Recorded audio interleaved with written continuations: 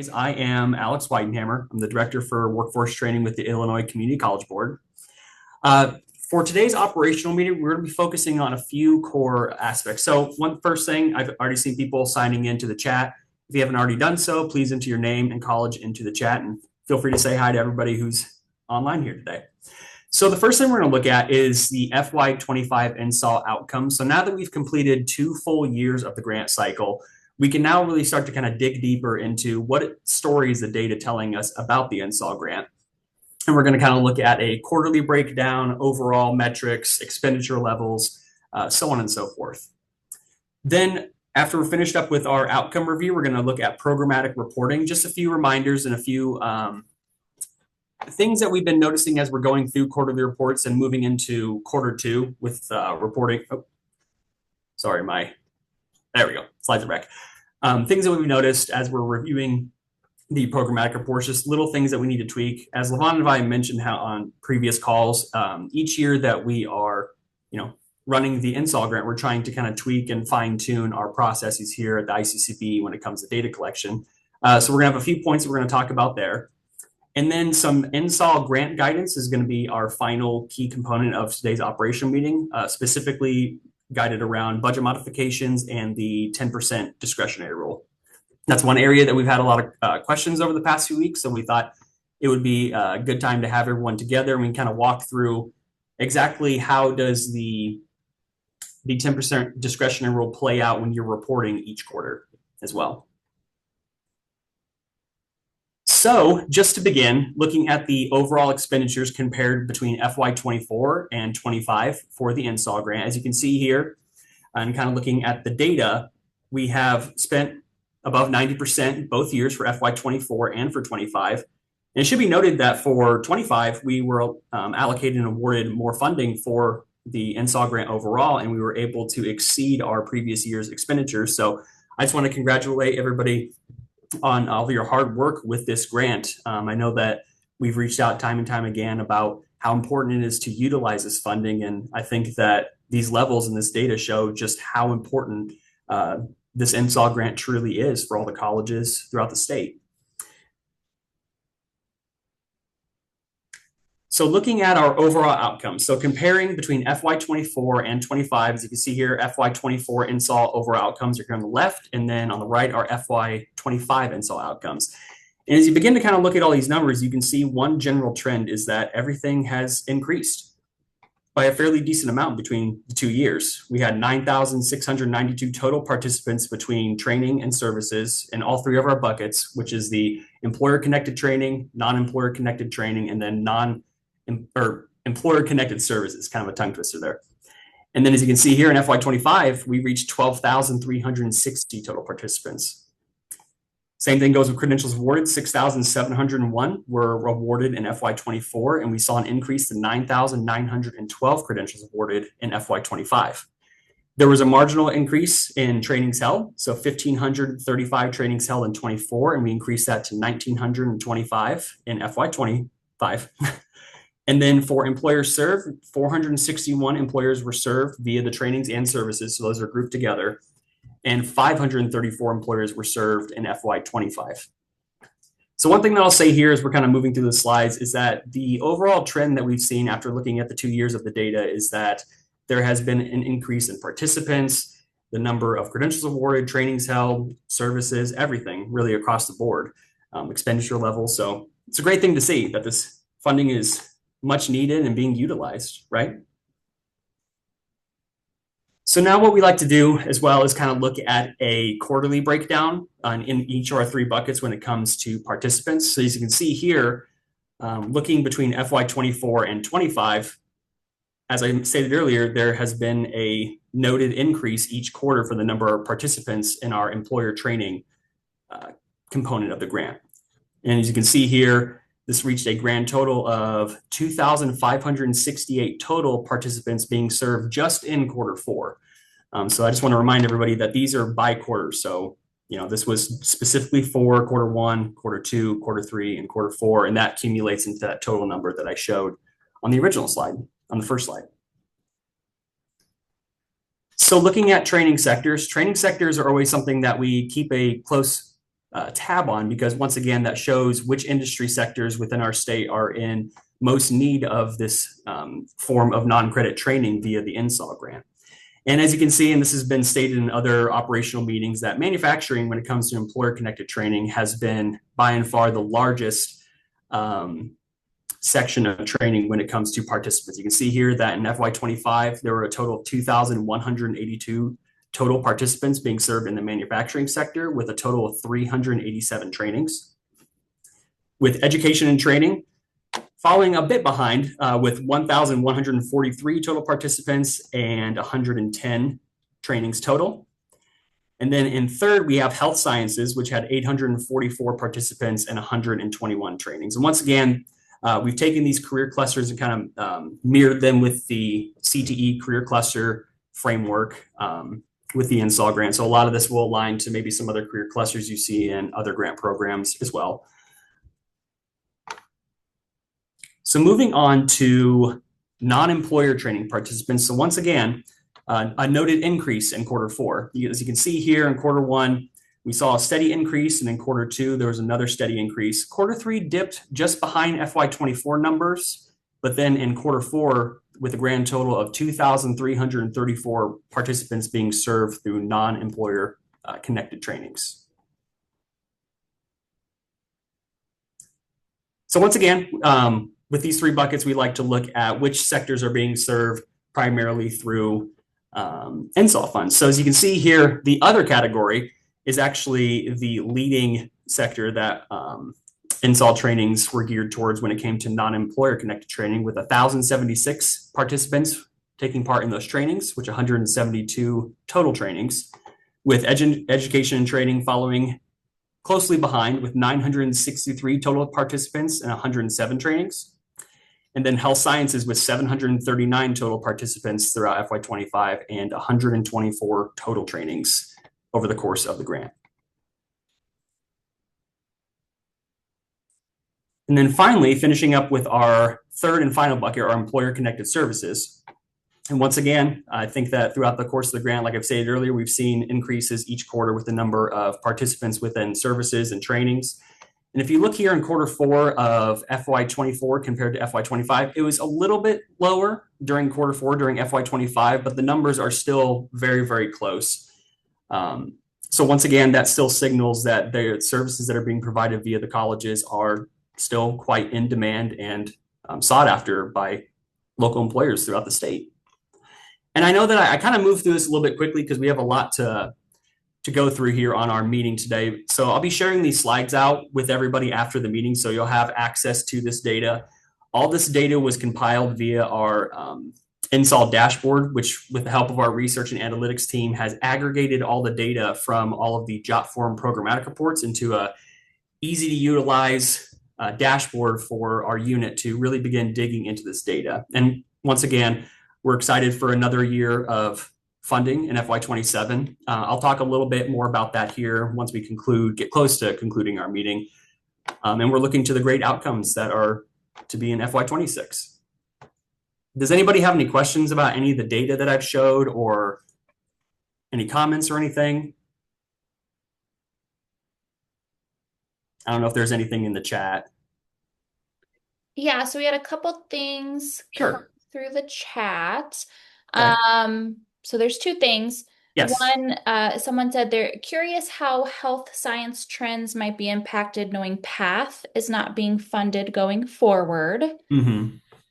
And then could be some impacts to NSAW numbers for the manufacturing sector, too, with advanced manufacturing being active now.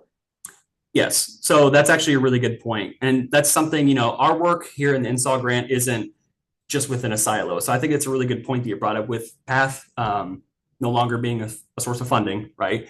We're looking to see how exactly that's going to kind of translate into other grant programs at the ICCB. And I think that's something that we've kind of talked about here in the unit, kind of keeping track of as well. And then for manufacturing, with the advanced manufacturing grant now in full swing, once again, I think that the more demand that we have from our employers across the state, the number of grant initiatives, that'll kind of probably sway our numbers a little bit, have an effect on that. But no, those are really good points. And those are things that we here at the ICCB were keeping a close eye on, kind of see how these grants are interacting with one another across the board.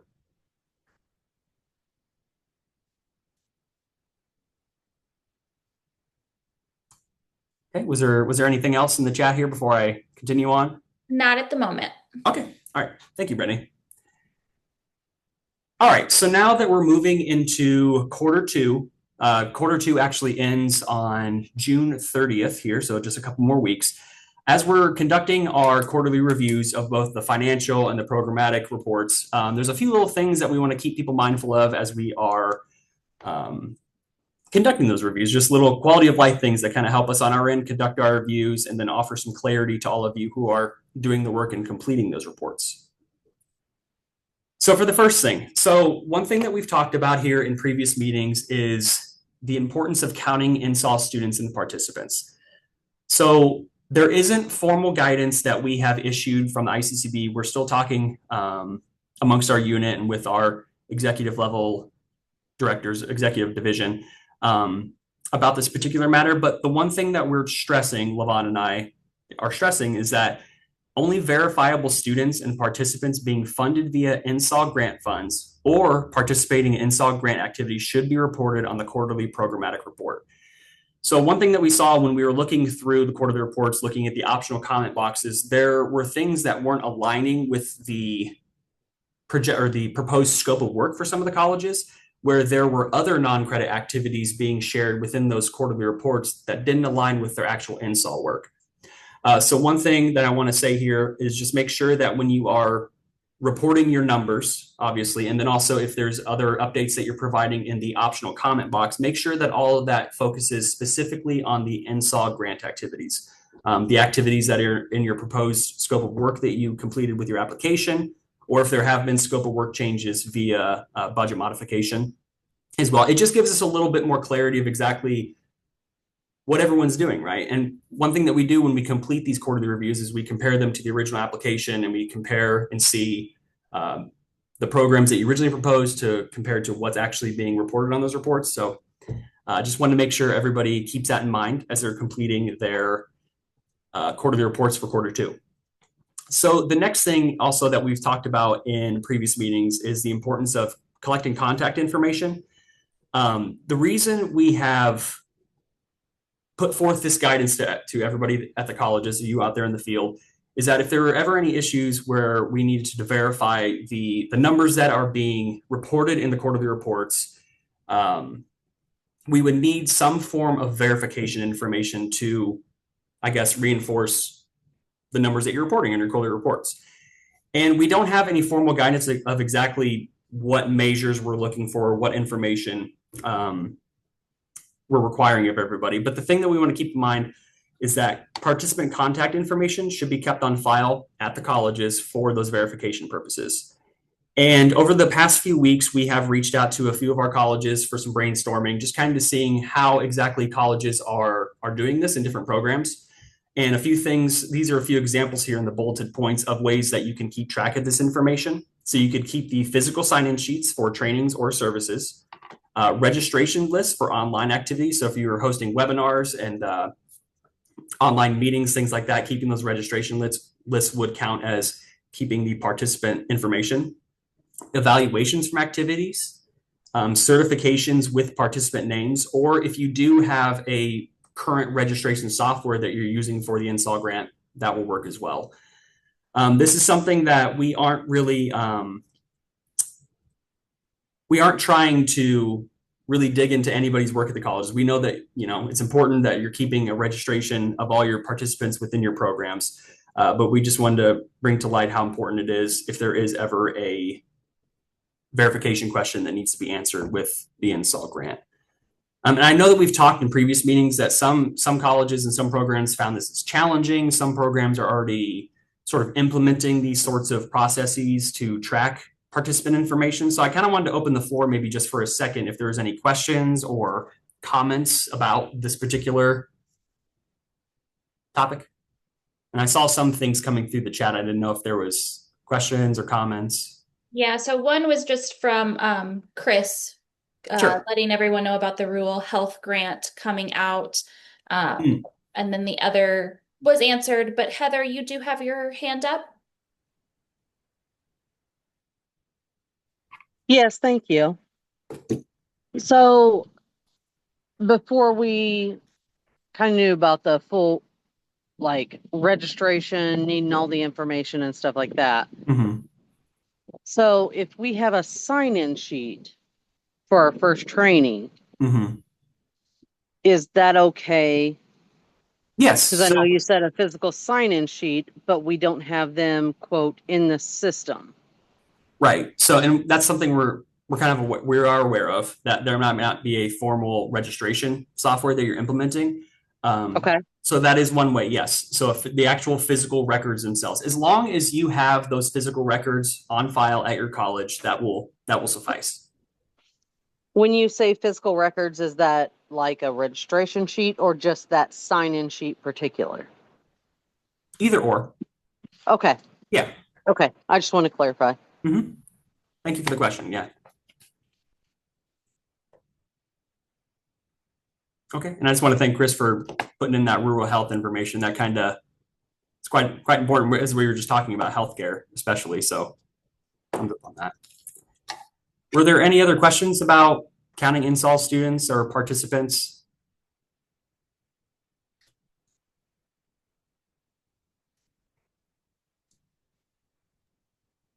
I didn't see any additional ones in the chat, unless someone is furiously typing right now, or if anyone would like to come off mute.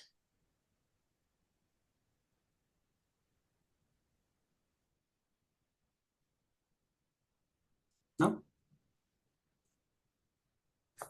Alrighty, well, we'll keep on moving along here. Okay, so the next aspect we want to talk about when it comes to quarterly reporting is the optional comment box. So as the name implies, though this is optional, the information that we are able to gather from the optional comment box, the narrative updates, whether it's any sort of important updates, progress on the grant, any challenges, anything reported here really does help us provide more specialized technical assistance to all of you out there at the college. There were a few examples just this past quarter where we were looking at financial reports and we saw, oh, well, this doesn't necessarily match up. And we looked back at the activities and we looked at the optional comment box and we saw that this particular program had a budget mod that was still pending, right? So the information within the optional comment box really does help us do our due diligence to ensure that we're providing the most clarity and specialized technical assistance we can to all of you out in the field. And one thing too is there have been a couple quarterly reports that we've seen where there were no trainings or services that went on during the quarter, and then the optional comment box was left empty. I would highly suggest that if you're not having any trainings or services during that quarter, it's important to fill out that information for the optional comment box. I guess I'm kind of on the side where I'd rather have some form of update quarterly rather than just radio silence, right? So that's just a little thing I want to make sure everyone kind of understood. If there's any narrative updates that you have during the quarter, please be sure to share that in that optional comment box, which is on the lower portion of the job form report. And then just a few common reporting errors that we've kind of seen that are kind of reoccurring over the course of quarter one, and then looking back into FY25 as well. Just a few quick points I wanted to highlight. So for employer-connected trainings and services, we've seen that some programs are not including the full employer names. If this employer name is served more than one time, you always want to make sure the naming is consistent. So for an example, if for an employer-connected training, you just put the last name Taylor, right? That doesn't exactly tell us which employer that you are serving, where a more, good example, concrete example would be Taylor Construction, right? It gives us a little more insight. I know that you're providing the industry sectors alongside that, but having the full employer name is important as we aggregate our data and we begin to look at the types of employers being served through the NSAW grant. For the second point, for trainings that are not multi-quarter, not entering the number of credentials awarded or providing rationale for not awarding credentials, if a training is not multi-quarter, that would mean that the credentials would be awarded on the table itself, the employer connected training or the non-employer connected training. Those credentials would be awarded during that quarter and would show up on that report. But one thing that we're seeing is sometimes people were marking trainings as single quarter trainings, but then there were no credentials that went along with them. And then one thing too, and this goes back to what I was talking about with the optional comment box, there were a few colleges who, once again, they had a single quarter training, but then they didn't report the credentials in quarter one. They provided some clarity within the optional comment box. So once again, providing that information allows us to have a bit more insight into the activities and the timing of awarding of credentials and things like that. And then for the final point, not including the names of specific trainings held, there were a few. So before you submit a report, I would suggest just go back one more time, take a quick look through and make sure that all the necessary information is filled out. We saw there were a few entries that did not have a name of a training associated with it, in both non-employer and employer connected. So just a quick little thing as you're getting ready, right before you hit send, make sure to take one quick look over. And it kind of prevents a back and forth that we have to do, trying to clarify this information as well. So those are the sort of small errors that we've seen as we're moving through the review of our quarterly reports. So just a few things to keep in mind. Okay, so for the next section, we're going to focus on some more in-depth NSAW grant guidance. So one thing and one question that has popped up more than a few times is budget modifications and then how the discretionary transfer rule plays into that. So I want to provide some clarity just so everyone's kind of on the same page of when exactly you need to submit a budget modification. And then if you are moving funds discretionarily with the 10% rule, how exactly that plays out on your quarterly reporting as well. So as you see here, budget modifications are needed when a grantee is moving funds to an unapproved category and/or the amount being moved exceeds 10% of the total award. So in your approved budget, you have the column, and I'll show you an example here in a minute or two, the current approved budget category. If you are moving funds or needing to move funds into a category that doesn't already have approved funds in it, then you will need to submit a budget modification for that. Or the amount being moved between the categories exceeds 10% of the total award, right?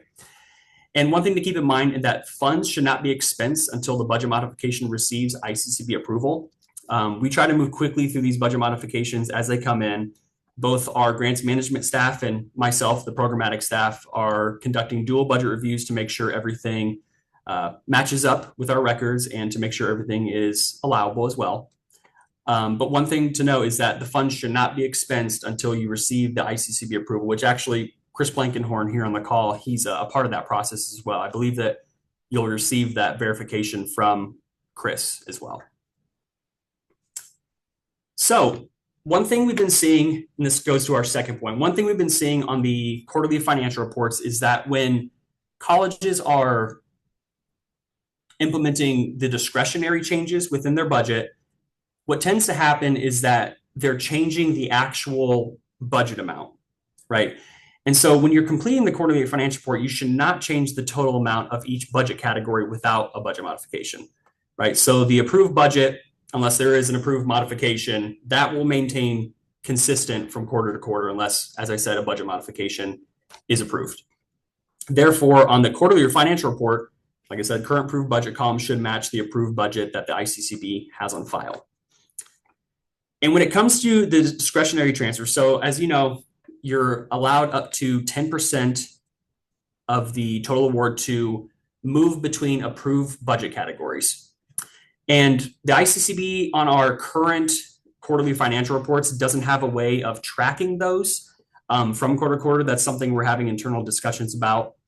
But more than likely, when you are making those discretionary transfers between approved categories, this will more than likely actually appear on the final closeout report, where it will show where the college itself has either underspent or overspent in categories. And I know that's kind of a lot of information that I was throwing at you there for a second, but I took a moment here.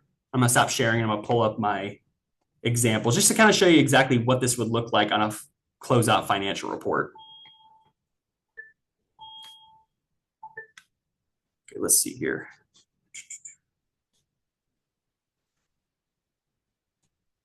Share.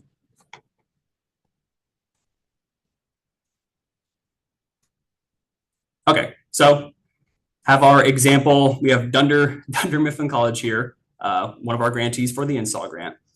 And so as you can see here, we have our current, it looks like somebody got kicked out of the meeting.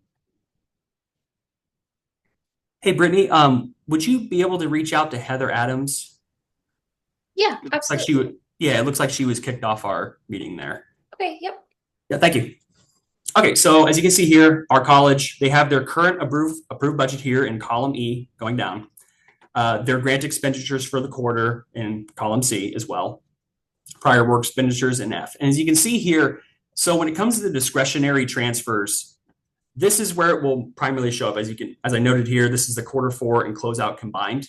And this will be able to allow the ICCB staff who are conducting the financial reviews to see exactly where a particular college underspent and overspent. So you can see here within contractual services, there was $900 left over. And this is a very simplified example with a fairly small amount as well. As you can see, $900 was left over in the contractual services. Well, as we're looking at the financial report and we see that you overspent in the travel category, $700 extra were allotted there. And then in supplies, $200 extra were allotted within that category as well. So as I said, there's not a clear, we're working internally to sort of revamp our thinking with our quarterly financial report when it comes to these discretionary transfers. This is a rule that is pretty much all across the board, I believe, with ICCB grants. And I just want to kind of provide a more concrete example because I feel I'm always providing the explanation through email, but I'm a visual learner. So it kind of helps me to kind of see how does this actually look when you're completing your reports, right? And as I said earlier, with the discretionary transfers, this amount in column E, that doesn't change, right? So we didn't add an extra $700 into the current approved category here or an extra $200 into this category as well. The way that you report it is it'll show as either where you overspent in those categories and then where you underspent, where the funds might have shifted between line items as well. And I think, well, Chris Blankenhorn is here on our call, and he's our one of our compliance lead. We work closely with him in our unit, and he works with me on the NSAW grant. Chris, did you have any other information or anything you wanted to share about this particular rule or? Right.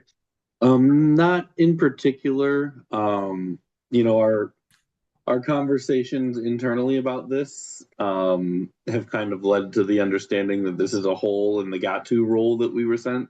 Mm-hmm. You know, there's an inherent contradiction between the statement that you can't spend the money without an approved budget mod, but also you can spend within these deviation thresholds. Those are kind of mutually exclusive when push comes to shove. So we're trying to figure out how to deal with it. Again, we didn't create the budget mod rule. That came from GATU, the Government Accountability and Transparency Unit. So yeah, that we're trying to figure it out. But right now, you still have that discretionary ability for NSAW. It's just going to be the 10%. You'll hit that before you hit.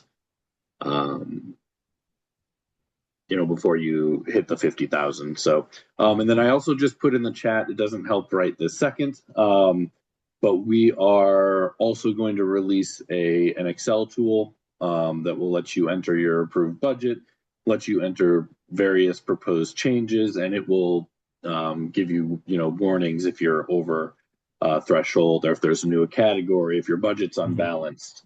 That type of thing. So our hope is that it can help you figure out, do you need the budget mod when you start kind of stacking those discretionary changes. So,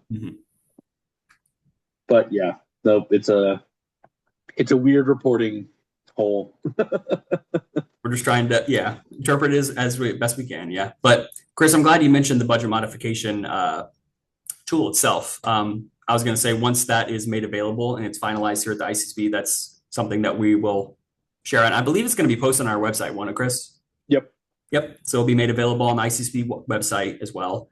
But like I said, once that's released, I'll be sure to send that out to our listserv so you have that for your records as well. So thank you, Chris, for sharing. No problem. Okay, so I will stop sharing this real quick and go back to our slides. Did anybody have any questions about budget modifications or needing any clarity on anything we just went over? Check the chat here real quick.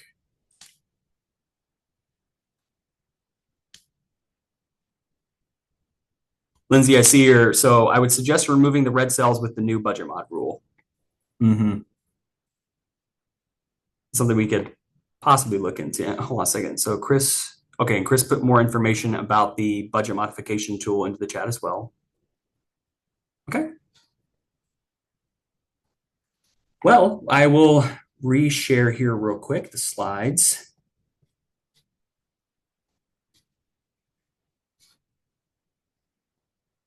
And I believe that's the end of the major components we were looking at. I think now we're going to finish up with just some housekeeping items via grant logistics. I'll get back to our slide here.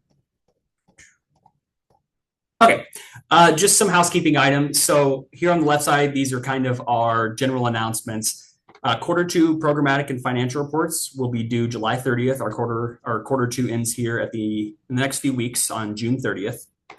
I sent out an email yesterday regarding, it's just a reminder about the Q2 projected expenditures along with some explanation and instructions for that as well. So be sure to send those projected expenditure numbers to the iccb.noncredit@illinois.gov email.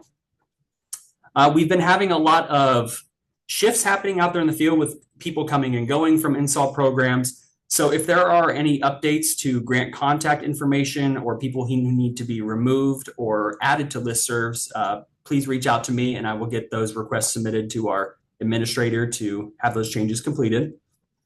And then I also wanted to give a quick shout out to an upcoming event that the ICCB has put together, the 2026 Apprenticeships at Work convening, continuing the conversation. As you know, last year was our very first Apprenticeships at Work convening that we held at Heartland Community College in Bloomington Normal. Once again, we are having another conference this year after we saw how impactful it was and how many people were interested in as well. I did not provide the link here on the slides here, but that's something I can include with my follow-up email. The registration is still open for that event. So if with your NSAW work or anybody else at your college who might be interested in convening with those who are working in apprenticeships across the state, feel free to register and join in the fun. And then one thing to note too is that with the Apprenticeships at Work convening, you can use NSAW funds to cover the travel expenses, anything like that. And I don't believe there is a registration fee with that as well. And then I want to give a quick update on our NSAW learning communities. On July 14th, we're going to be Daly College, the City College of Chicago. We partnered with them to provide a session on stackable credentials with CT. So exactly how the stackable credentials from NSAW sort of work with larger CTE programs at a college. So we're really excited to be bringing Daly College on that front. August 11th, we're going to be having a session. Bonnie Moore gave a presentation that was very popular at our FY26 NSAW conference about proving the value of non-credit. So once again, we've asked her to come back and provide that presentation to once again, and kind of going off the theme of the conference itself, proving the value of non-credit and how impactful it truly is across the state. And as you've seen from the data I provided earlier, it truly has been impactful in terms of the NSAW funding. And then October 13th, November 10th, and December 8th, we are hosting an AI series with speaker Claire Brady. One thing that we saw when looking at the evaluations from the NSAW conference is that a lot of people were interested in artificial intelligence. Exactly how do we implement it? People wanting to learn the basics. And we actually had a few really interesting sessions at the conference about AI as well. So this series is split into 3 parts, and we'll begin with a sort of introduction to AI. The second session will focus on how do you incorporate it into your everyday work to streamline your processes. And then the final session focuses on sort of the global level. How do you implement artificial intelligence for at a systemic level at your college as well? So how that can benefit you. So once again, we're really excited to have Claire coming in and speaking on those topics later on this year. And then once again, all the registrations for learning communities and previous recordings to operational meetings, our learning communities, the non-credit to credit transitions webinars that Patty Zuccarello hosted last year, those are all available on this NSAW grantee support page. And if you're interested in joining these learning communities, the registration is open and you can click that link, follow it, and get signed up. So that is actually everything that I have here for today. I appreciate everyone kind of hanging tough through the technical difficulties there at the beginning. I know the weather's been really weird. Hopefully all of you who are in the central part of the state stay safe today. Were there any other questions or comments before we conclude for the day?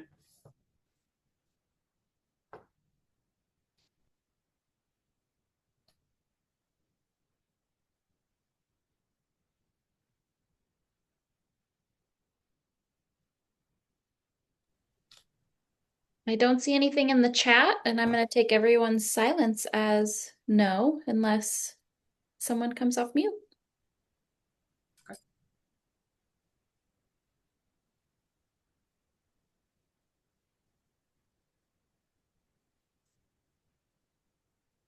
Thank you, Kenzie. Glad we could provide some clarity on that.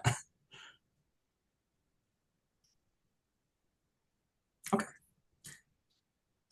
Well, in closing, like I said, hopefully everyone stay safe today, avoid the storms, and if you have any questions in the meantime, anything that we covered today or any other questions that arise, feel free to reach out to either myself or LaVon. We're always here to help y'all. So thank you. Enjoy your weekends. Thank you all. Thank you. Thank you. Thank you, everybody.